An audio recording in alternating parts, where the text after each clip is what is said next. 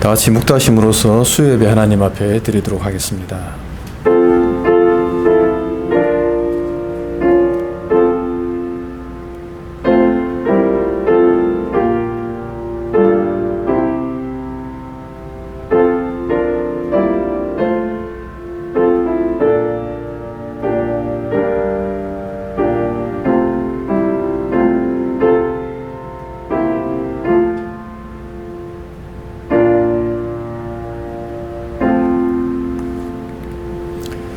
나의 영혼이 잠잠히 하나님만 바라며 나의 구원이 그에게서 나는도다.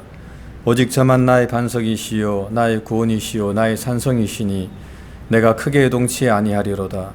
넘어지는 담과 흔들리는 울타리 같은 사람을 죽이려고 너희가 일찍이 박격하기를 언제까지 하려느냐. 저희가 그를 그 높은 위에서 떨어뜨리기만 꾀하고 거짓을 즐겨하니 입으로는 축복이요 속으로는 저주로다. 나의 영혼아 잠잠히 하나님만 바라라. 대저 나의 소망이 저로 쫓아나는도다. 아멘.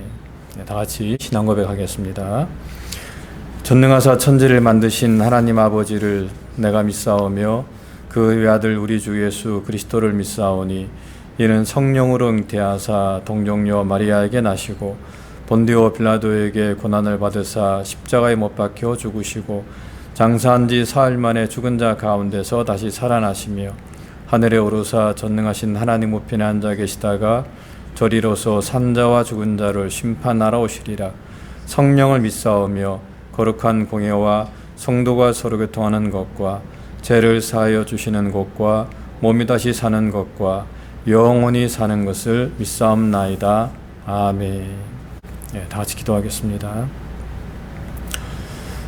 자비로우신 하나님, 감사합니다. 오늘도 저희를 이 예배 자리로 인도해 주시고 또 이 시간을 통해서 하나님께 영광을 돌리며 또한 하나님의 음성을 들을 수 있도록 은혜 허락해 주심을 감사합니다.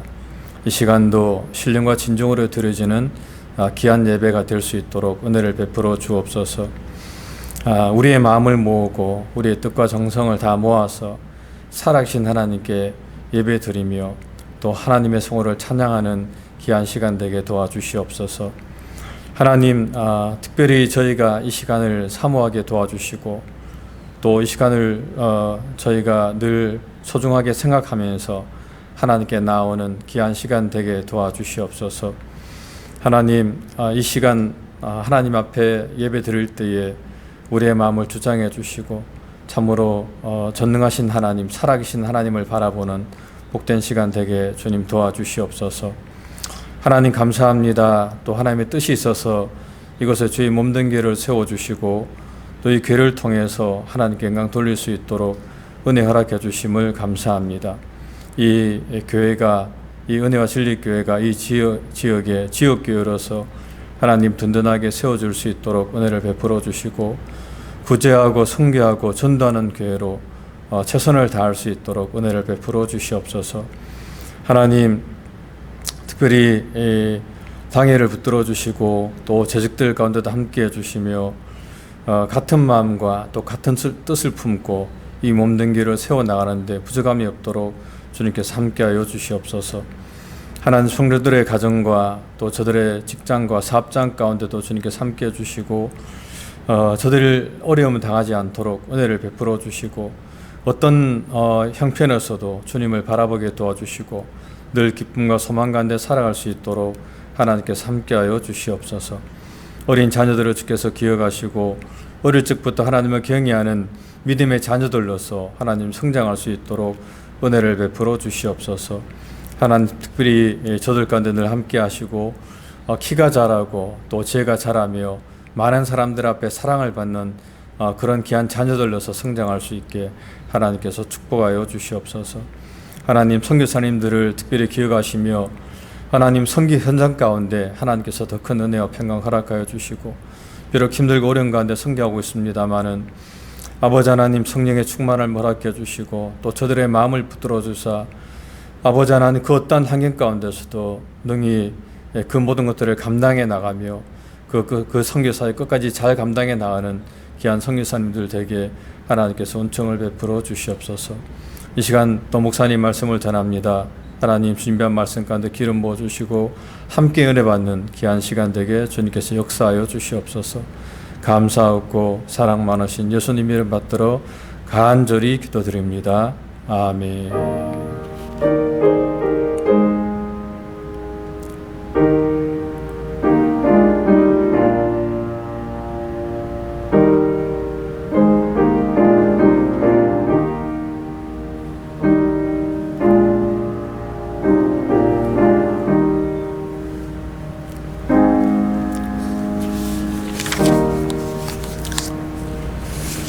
예, 말씀은 데살로니가 전서 4장 1절부터 8절까지 말씀입니다.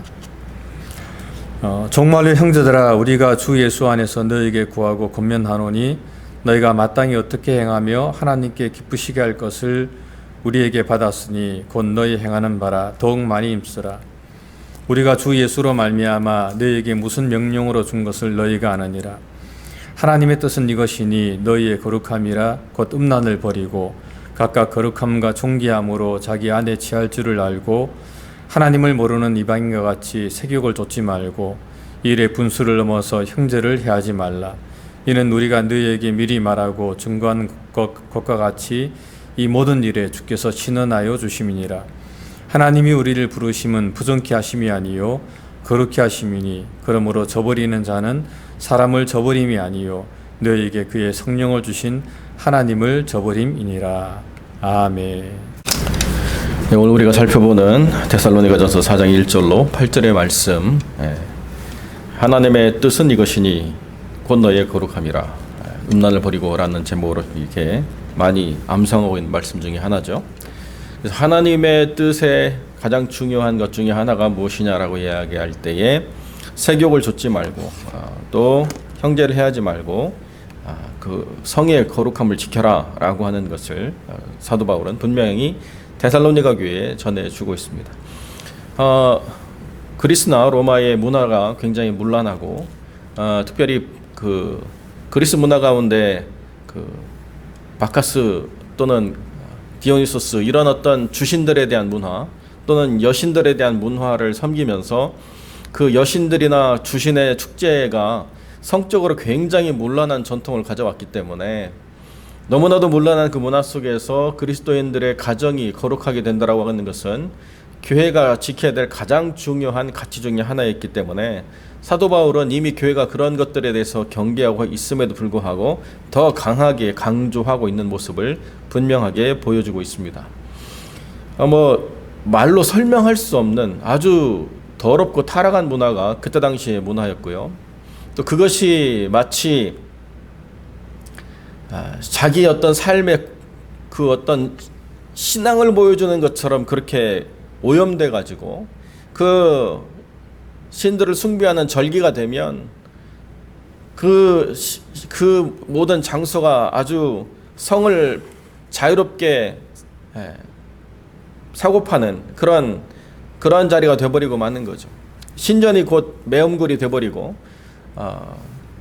또 그런 것들이 자랑이 되는 아주 담을 수 없는 타락한 문화 속에서 어떻게 교회가 순수함을 가져야 되느냐라고 이야기할 때 그 문화를 지배하고 있는 음란, 그 문화를 지배하고 있는 더러움에 가장 구별되는 교회의 가치로 몸의 거룩함, 가정의 거룩함이라고 하는 것을 추구하는 것이 굉장히 중요하다. 여기서 조금이라도 세상의 문화에 휩쓸리다 보면 교회는 성령으로부터 멀어질 수밖에 없다라고 하는 것을 아주 분명하게 이야기해 주고 있는 거죠. 살아가는 삶의 방식이 그렇기 때문에 사람들은 대수롭지 않게 생각하거나 또는 그것이 삶의 한 부분이라고 받아들여 가지고 그렇게 자연스럽게 흘러가는 부분들이 문화라고 하는 것을 통해서 넘어오기 때문에 이것을 믿음을 가지고 철저하게 분석해서 엄히 경계하지 않으면 스며들어 있는 것들은 참 끊어내기가 굉장히 어렵거든요. 그런데 바울은 하나님의 교회가 그것과 완전히 분리되어서 어느 다른 곳에 가서 살아야 된다고 이야기하지 않고 바로 그 자리에서 하나님의 부르심의 거룩함의 의미를 분명하게 이해하고 그 가치를 드러내라 라고 이렇게 도전을 주고 있는 것입니다. 하나님을 모르는 이방인들의 삶이 모든 것의 기준이 되어버리면 그러면 교회는 그 문화의 영향으로 말미암아서 흘러들어오는 사람들 속에 본질에 충실하기보다 본질이 아닌 것들에 많은 싸움들을 싸워야 되기 때문에 처음부터 아주 높은 기준을 가지고 하나님의 교회 안으로 들어오는 모든 사람들이 이 기준에 부합해야만 하나님의 성도가 될 수 있다라고 분명하게 선언해 주고 있는 것입니다. 이 경계에 머무르고 있는 사람들은 그냥 머무르고 있는 사람이 아니라 그 하나님의 성령을 주신 하나님을 저버린 사람이다라고 분명하게 이야기함으로 말미암아 교회와 세상에 명확한 선을 그어주는 거죠. 그러니까 하나님의 교회라고 하는 곳에 들어오는 모든 사람들은 이 세속적인 문화와는 완전히 구별된, 도무지 하나 될 수 없는 그런 삶의 명확한 기준을 가진 사람들이어야만 된다라고 하는 것을 분명히 선언해 주고 있는 것이죠. 한때는 교회가 유교적인 전통 아래서 바라보면 연애당이다 이렇게 불렸던 적이 있습니다. 교회 젊은 청춘들이 연애하러 가는 거지 이렇게 이야기하는 사람들이 많았던 적이 있습니다.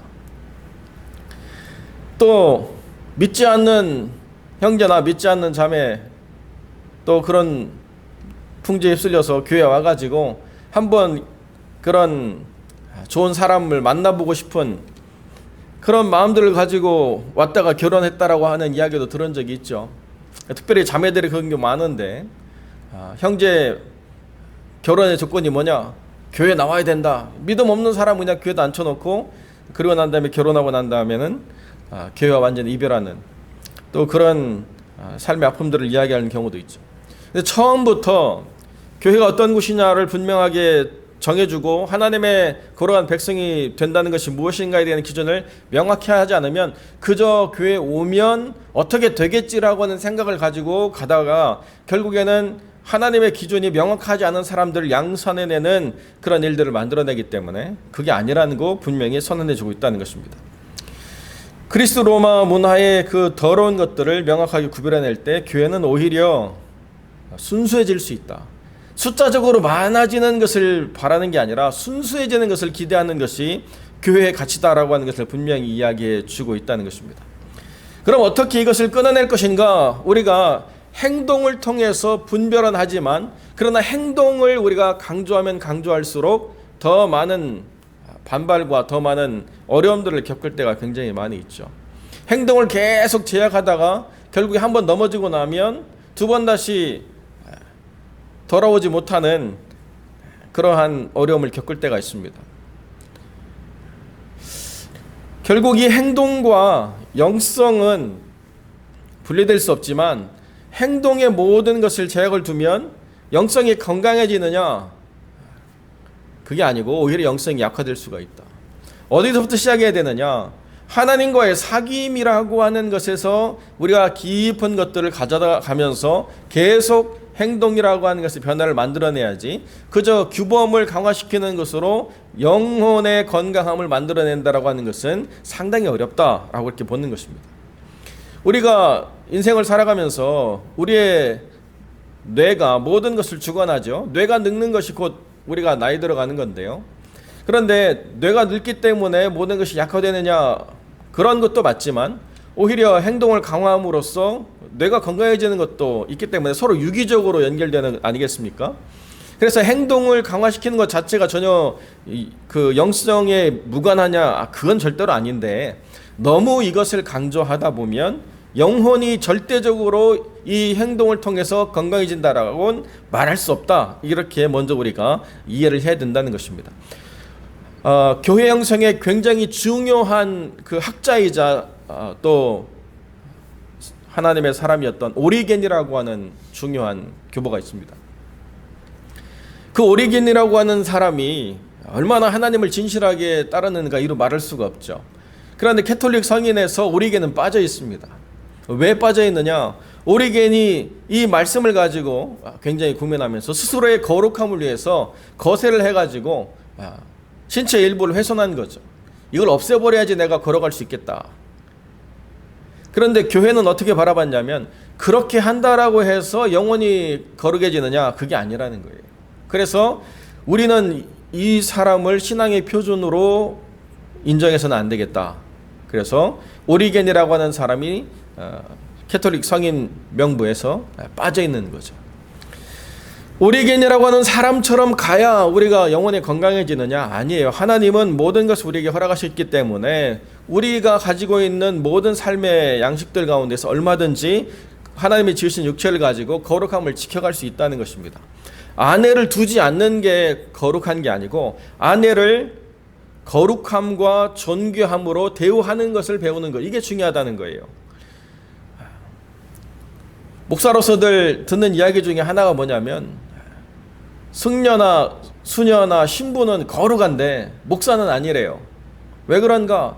목사는 아내를 두고 자녀를 양육하고 뭐 이렇게 하기 때문에 그들보다는 좀 더 열등한 수준의 거룩함이 있거나 아니면 거룩하지 않거나 둘 중에 하나라는 거죠. 모르셔서 하는 말씀인데 그렇게 거룩한 것이 아니라고 성경은 이야기해 주고 있다는 것입니다. 어느 한 행동 하나에 굉장히 큰 제약을 두게 되면 사람은 반드시 망가지게 돼 있다는 거예요. 여러분, 이 코로나 바이러스 때문에 몸무게가 많이 늘어나가지고 사람들이 스트레스를 많이 받죠. 그래서 코로나가 시작되면서 사람들이 집에서 하는 운동, 또 집에서 먹는 건강한 음식 이런 거에 굉장히 관심을 많이 뒀습니다. 그런데 그렇게 건강하게 먹고 건강하게 운동하면 기쁘고 행복하고 즐겁고 막 그런가요? 음식에 대한 욕구를 제한하니까 사람이 점점 날카로워지죠. 짜증이 나고 불만족스럽고 스트레스가 굉장히 올라가요. 그래서 뭔가를 잘 조절하면 굉장히 모든 게 좋아질 것 같지만 심각하게 제약을 두면 사실은 굉장히 사람이 피폐해지는 것이 너무나도 당연한 것입니다. 그러니까 제일 힘든 직업 중에 하나가 뭐냐면 잘 나가는 배우의 매니저가 되는 것. 그 사람의 모든 스트레스를 다 받아줘야 되거든요. 모든 행동의 규약과 모든 식욕에 대한 제약을 갖기 때문에 엄청난 스트레스를 갖고 있으니까 그 스트레스를 받아주는 게 굉장히 힘들어서 많은 사람들이 오랫동안 함께 하지 못하는 일들을 보게 되는 거죠. 아내를 두지 않는 게 잘하는 게 아니고 아내를 두되 아내를 거룩함과 존귀함으로 대하는 영적인 훈련들을 통해서 스스로가 하나님 안에 거룩함의 의미들을 발견해 나가는 것이 하나님이 원하시는 뜻이다. 성적인 욕구가 없이 그것을 제거해버리는 것이 하나님이 원하시는 게 아니라 그 성적인 것들을 하나님 안에서 어떻게 거룩함으로 만들어내느냐에 대한 것이 하나님이 원하시는 분명한 뜻이다라고 하는 것을 우리에게 분명히 이야기해 주고 있다는 것입니다. 분수가 있는데 그 분수를 넘어서는 것이 문제지 분수 자체를 우리가 제거해버리는 것은 하나님의 뜻이 아니라는 거예요. 하나님의 사람을 지으실 때의 원리가 뭡니까? 생육하고 번성하여 땅에 충만하라 라고 하나님이 분명히 말씀하셨어요. 사람이 독주하는 것이 좋지 않다라고 하나님이 분명히 말씀하셨다는 거예요. 사람이 살아가는 원리가 뭐냐? 서로가 한 몸을 이루는 것, 서로가 생육하고 번성하는 삶을 살아가는 것, 그 안에서 하나님 나라의 백성들이 점점 풍성하게 이 하나님의 나라를 채워가는 것, 이게 하나님이 기뻐하시는 삶의 원리라는 거죠. 그런데 그런 것들에 대해서 우리가 그릇된 생각을 갖게 되면 성이라고 하는 건 무조건 나쁘고 무조건 잘못됐고 그런 것들을 언급하는 것 자체가 죄악이고 그런 생각 자체가 모든 것이 오염된 것이다라고 생각하는 굉장히 극단의 결과를 갖게 되는 그러한 모습을 우리가 드러내 보일 때가 있다는 거죠. 하나님이 우리를 부르신 그 부르심에 성이 배제된 게 아니라는 거예요. 하나님이 우리를 부르심은 아내를 취하고 남편을 취해서 아름다운 가정을 이루는 부르심인데 그 부르심에 분수가 있다는 것을 우리가 분명히 이해해야 된다는 것입니다. 그러니까 어떤 행동에 굉장한 거룩함을 드러내려고 하면 우리가 그 사람을 보면서 저 사람은 정말 거룩하다라고 생각해야 될 게 아니고 저 사람의 거룩함을 드러내기 위해서 어느 한 부분이 망가지지는 않았는가를 생각해 봐야 된다는 거예요. 오히려 굉장히 건강하고 풍성한 영성을 가진 사람은 아름다운 가정을 이룰 수 있다라고 성경은 이야기해 준다는 거죠. 얼마든지 그 안에서 거룩함이라고 하는 것들을 드러낼 수 있다. 그것이 하나님이 주시는 분수, 하나님이 주시는 삶의 원리, 하나님 우리를 사랑하셔서 이 땅 가운데 살아가도록 두신 즐거움의 한 부분이라는 것입니다. 그런데 문제는 그 분수의 경계선을 명확하지 않게 되면 삶이 무너지게 되고 그 삶이 무너지는 것은 반드시 성령과의 깊은 단절이 있기 때문이다라고 이야기할 수밖에 없다는 것입니다. 극단의 거룩도 문제지만은 타락하고 혼탁한 삶을 살아가면서 그 삶을 끊어내지 못하는 것 또한 분명한 오류라는 거죠. 이 안에 우리가 취해야 될 삶의 부분이 있다는 것입니다. 성령께서 우리를 이끌어 가시고 성령께서 우리를 주관하시는 것에 대한 분명한 이해를 깊이 하면 할수록 어떻게 내 배우자를 거룩함으로 존귀한 존재로 대우하는가를 배워갈 수 있다. 그냥 무조건 아내를 신적인 존재로 여기고 뭐 남편을 하늘로 여기고 살아가는 게 다가 아니라 성령과의 깊은 교제를 하면서 배우자를 어떻게 존중하는가, 배우자와 어떻게 거룩한 관계를 세워가는가를 훈련하는 것이 우리의 참된 영성을 세워가는 가장 중요한 부분이라는 거죠. 목회자의 삶 가운데 그런 이야기가 있습니다. 뭐 꼭 이게 정답인지는 모르겠지만 한때 그런 이야기들이 있었는데요. 어떤 교회를 담임하는 목사님이 정말 좋으신 분인가를 검증해 줄 수 있는 세 파트의 사람이 있는데, 한 사람은 사찰 집사님이고 한 사람은 부목사고 나머지 한 사람은 사모님이라는 거예요. 그 세 영역의 분들이 정말 그 목사님을 존중하고 귀하게 여기면 그 사람은 검증된 하나님의 사람일 가능성이 굉장히 높다.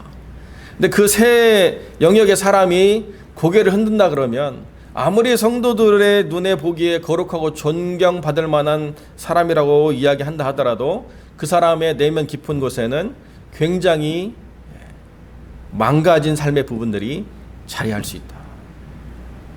이게 하나님이 배우자를 주신 중요한 원리 중에 하나죠. 나를 객관화시킬 수 있는 사람, 언제든지 나라고 하는 사람을 상대화시켜서 이야기할 때에 그 사람의 이야기가 참일 수 있는 사람 속에서 거룩함이라고 하는 것을 늘 점검해봐라. 그러니까 목사님들 가운데 그런 이야기 하시는 분들이 있더라고요. 뭐 사모님하고 막 싸우다 보면 사모님 열받아가지고 뭔 목사가 이래! 막 해가지고 목사가 입을 다물게 하는.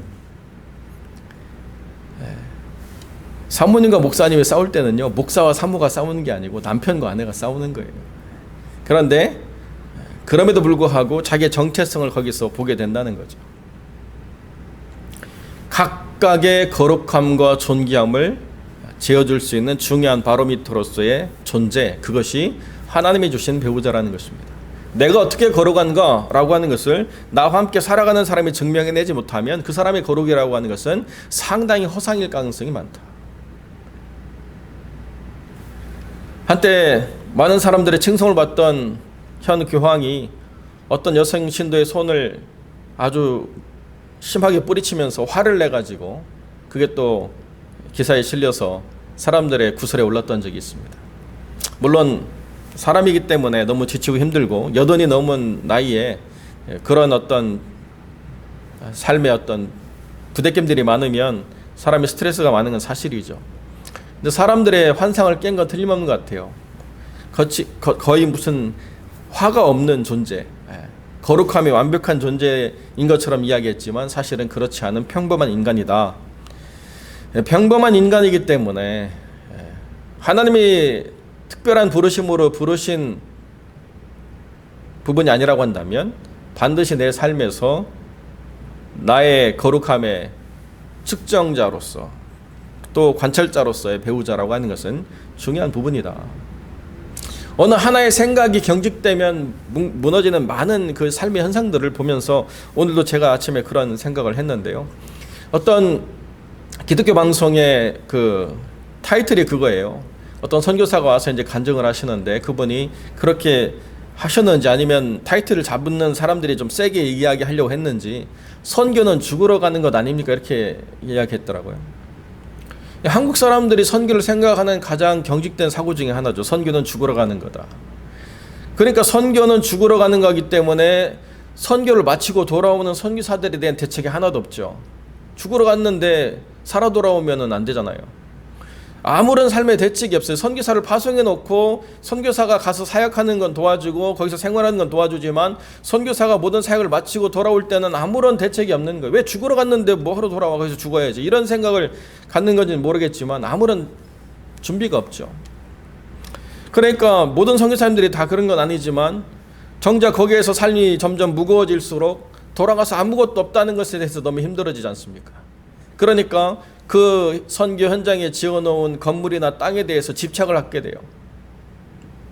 내가 하나님 나라 일을 하면서 여기서 죽으려고 하면 계속 은퇴하지 않고 끝까지 있다가 가야 되는데 70세 은퇴하고 나면은 안 되니까 거기에 대한 집착을 갖는 선교사들을 무조건 비난할 수 있는가? 생각이 잘못됐기 때문에 그래요. 한국이 뭐 선교 2위다 막 자랑하는데 선교 2위 파송하는 게 중요한 게 아니고 그걸 관리할 수 있는 시스템이 하나도 안 갖춰 있는데 사람 자랑하고 그것이 마치 대단한 교회인 것처럼 이야기하다가 코로나 터지고 여러 가지 문제 생기니까 다 지금 위축되고 있지 않습니까? 어떻게 건강하게 세울 것인가, 어떻게 그 삶을 거룩하게 마무리 지을 수 있도록 우리가 그 삶을 설계할 것인가에 대한 생각을 가져야죠. 아무리 소중한 하나님의 나라의 사역을 감당한다 하더라도 그 사역의 전체적인 삶을 보면서 시작이 있고 또 중간이 있고 마침이 있고 마침 이후에 삶의 부분들은 또 어떻게 세워가야 되는가라고 하는 마스터 플랜이 있어야 된다는 거예요. 가정도 마찬가지라는 거죠. 가정도 배우자라고 하는 중요한 삶의 부분을 얻게 되면 어떻게 시작을 하고 어떻게 삶을 살아가고 어떻게 황혼기를 겪으면서 서로가 거룩함과 존귀함을 세워갈 것인가, 이러한 것들을 분명히 배우고 훈련한 자리가 교회가 되지 않으면 세속적인 가치에 물들어가지고 자기들 마음대로 단들을 만들어내요. 이혼도 아니고 조론이라고 해가지고 헤어진 것도 아닌 것이 뭐 이상한 관계이고 막 정당한 것처럼 아예 졸혼식을 하는 사람도 봤어요. 이제 우리 부부의 관계는 졸혼입니다. 막 사람들 모아가지고 뭘 원하는 건가? 살아온 삶의 거룩함과 존귀함에 대한 거룩한 기준이 없으니까 같이 살아간 게 고역이고 살아온 삶이 고통이었기 때문에 이제는 내 마음대로 살겠다. 자식 다 키웠고 이제는 내가 못 누려본 삶의 자유를 누리겠다. 세속적인 가치가 점점 교회로 타고넘어 들어오는데 이것도 곧 들어올지 잘 모르겠어요. 하나님의 뜻은 바뀌지 않습니다. 하나님의 뜻은 각각 거룩함과 존귀함으로 배우자를 취하는 것입니다. 그리고 그것이 망가지면 그 성령을 주신 하나님을 저버리는 것이 된다라고 분명히 이야기하고 있다는 것입니다. 물론 이 말씀을 어쩔 수 없는 고통 가운데 서로가 헤어질 수밖에 없는 사람들에게 제가 모욕적인 이야기를 드리는 말씀은 아닙니다. 이건 원칙이기 때문에 제가 말씀을 드리는 거고요. 이 원리를 가지고 살아가는 것이다라고 제가 말씀을 드리는 것입니다. 하나님의 뜻 안에 교회가 거룩한 기준을 가지고 스스로의 삶에서 그 삶을 아름답게 드러내어 보여주는 것이 다음 세대가 어떻게 거룩함을 가지고 이 세대를 또 연결시켜서 세상을 이기며 살아갈 것인가에 대한 분명한 가르침이 되기 때문에 그렇다는 것이죠. 교회가 문턱을 낮춘다라고 해서 그것이 다 옳은 것이 아닙니다. 교회 나오기만 하면 문제가 해결이 되고 교회 나오기만 하면 누구나 다 그리스도인이 되고 교회 나오기만 하면 하나님께서 모든 것에 답이 되어 주신다라고 이야기하는 값싼 복음은 참 복음이 아닙니다. 하나님의 거룩한 백성이 된다는 거 제가 늘 우리 성도들에게 이야기하지만 누구나 교회에 나올 수 있지만 아무나 그리스도의 사람이 되는 것은 아닙니다. 하나님의 뜻을 온전히 이해하고 거기에 완전히 순복하여서 하나님의 뜻으로 자기를 채워나가려고 하는 거룩한 결단과 삶의 헌신이 없다고 한다면 입으로는 걸어갈 수 있지만 삶으로는 그 거룩에 미치지 못하는 존재들이 될 수밖에 없다는 것이죠. 입으로 주여 주여 하는 것은 아무런 의미가 없습니다. 주님이 가신 길을 따라가도록 주님이 요구하실 때에 우리가 그 길을 완벽하게 재해낼 수는 없지만은 끊임없이 하나님 안에서 그 기준을 변질시키지 않고 노력하고 자기의 모자람을 또 용서받고 서로가 화해하면서 성령 안에서 추구하는 동일한 방향성이 있을 때 하나님의 교회가 또 그 교회를 이루는 가장 중요한 기초단위인 하나님의 성도의 가정이 온전할 수 있다는 사실을 우리가 기억하면서 하나님의 뜻을 이루는 가정, 하나님의 뜻을 배워가는 성도들이 되시기를 우리 주님의 이름으로 간절히 축원드립니다. 기도하겠습니다. 거룩하고 존귀하신 아버지 하나님,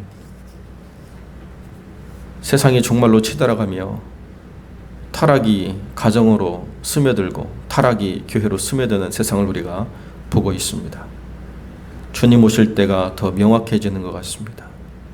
하나님의 성도들이 분명히 깨어 경계하게 하시고 거룩함과 존귀함으로 서로를 사랑하고 섬기는 것들을 배워 이 땅과 구별된 하나님의 거룩한 성도의 삶이, 가정이, 교회가 세워질 수 있도록 하나님 역사하여 주옵시고, 이것이 성령 안에서 살아가는 삶의 방식이라고 하는 것을 분명히 이해하면서 살아갈 수 있도록 하나님 역사하여 주옵소서.